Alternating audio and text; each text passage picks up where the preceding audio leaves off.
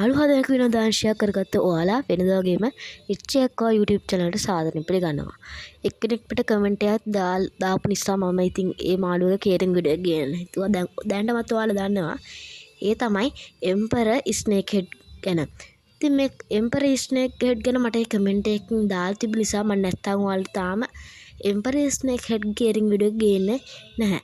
මොකද Emperor Snake Head ගැන මම තාම එයාගේ කරුණු හොයන ගම.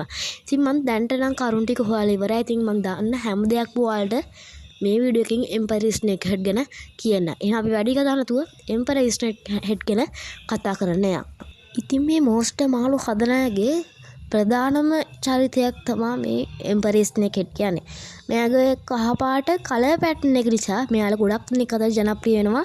කහනායා කියලා සමහරක් හඳුන්වනවා නිකන් ගම් ආරට සමානම පෙනුමක් යුක්ත මාළුවෙක් තමයි මේ Emperor Snake Head කියන්නේ. ඉතින් මේ Emperor Snake Head ඔයාලා දැන්ටමත් දන්නවා monster මාළුවෙක් කියලා. ඉතින් මෙයා හදනකොට අපිට ඉස්සෙල්ලම අවශ්‍යයි හදන්න පුළුවන් ටැග් මිනිස්සුලා. ඉතින් goldfish ඔයාලා දන්නවා goldfish වගේ මාළු නම් ලොවෙත් මෙයාත් එක්ක හදන්න බෑ. ඉතින් ඒක නිසා මෙයාලට හදන්න පුළුවන් වෙනම monster මාළු ඉන්නවා. ඉතින් කවුද බලමු අපි මෙයාත් එක්ක හදන්න පුළුවන් monster මාළු කියලා. මන්නේ ඔයාට හදන්න පුළුවන් ඊට අමතරව ඇලිගේටර් ගා ඔස්කා වගේ ඇතුළු අරවනවා.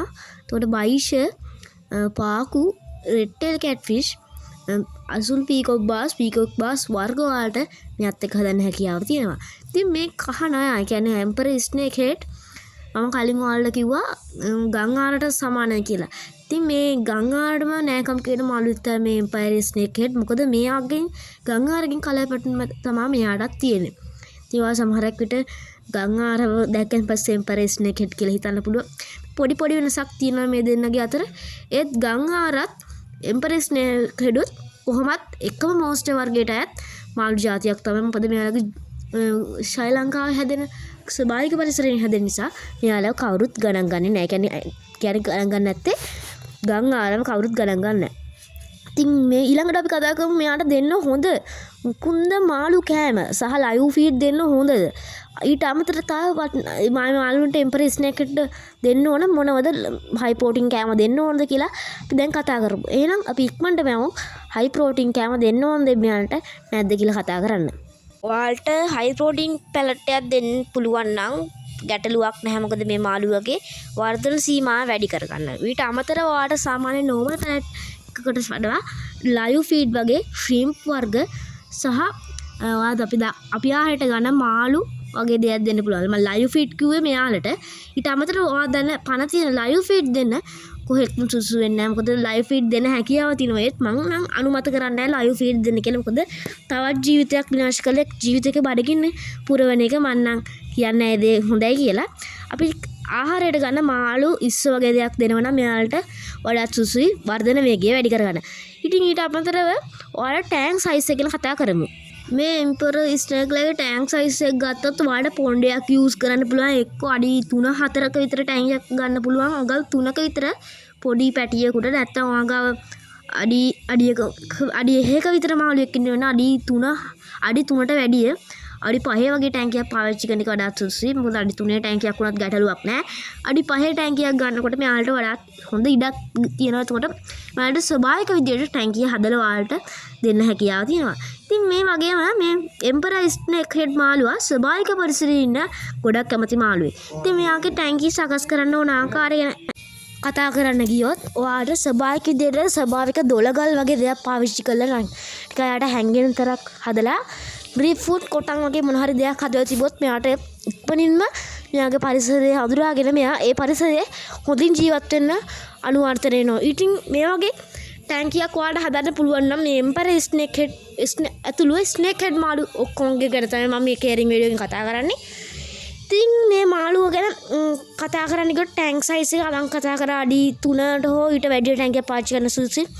ඉතින් Emperor Snake Head මාළුවා ඔයා හදන්න තීරණය කරනවා නම් මෙන්න මේ කරුණු ටිකත් දැනගෙනම ඉන්න ඕන කරුණු ටිකක්. ඉතින් මේ මානජාතය දැනගෙන කරුණු ගැන කතා කරත් ඔයාලා දන්නා මේ Emperor Snake Head ඇතුළු giant Snake Head ඇතුළු මාස්ටර් කට්ටිය ස්වභාවික පරිසරයට උදාහරණ ලොකු තර්ජනයක් ලංකාවේ ස්වභාවික මසුන්ට ලොකු තර්ජනයකට මුහුණ පාලා තිනවා. ඒක නිසා Snake Head මසුල් ඇතිකිරීම් පවා දැන්ට පොඩියට ගැන නවත්තල තියෙනවා ගොඩක් මිනිස්සුම් කොද මේ මාළු ස්වභාවික ලොකු තර්ජනය කරන නිසා. ඉතින් මේ මං ඉස්සරහ රූපරාම වලින් වාට බලන්න පුළුවන් මිනිසුන් ඒ අල්ලගත්ත ස්නේක් හෙඩ් මාළු.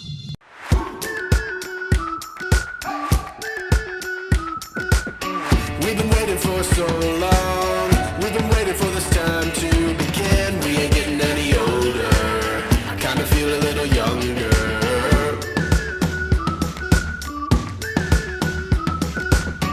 Run away and embrace the day. The sun is out, won't go away.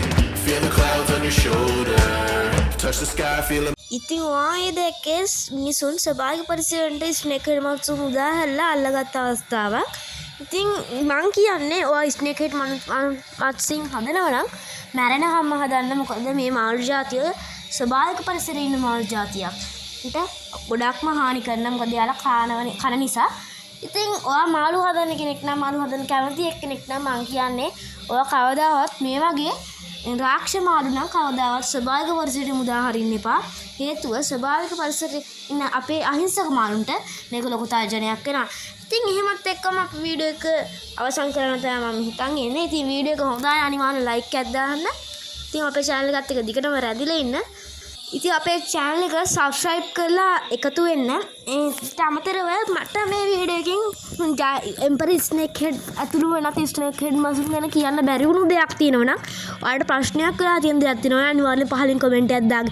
මම ඊළඟ වීඩියෝ එකෙන් ඒ වීඩියෝ එකේ අඩුව පුරවන්නම්. ඊට අමතරව ඔයාලට තව දෙයක් කියන්න ගියොත් මම කලින් වීඩියෝ එකක් තම ෂෝට් වීඩියෝ එකක් බයිෂෝද හොඳ රෙඩ් කැට්ෆිෂ් ද මම ඉස්සෙල්ලම ගන්න ඕනේ මේ දෙන්නගේ.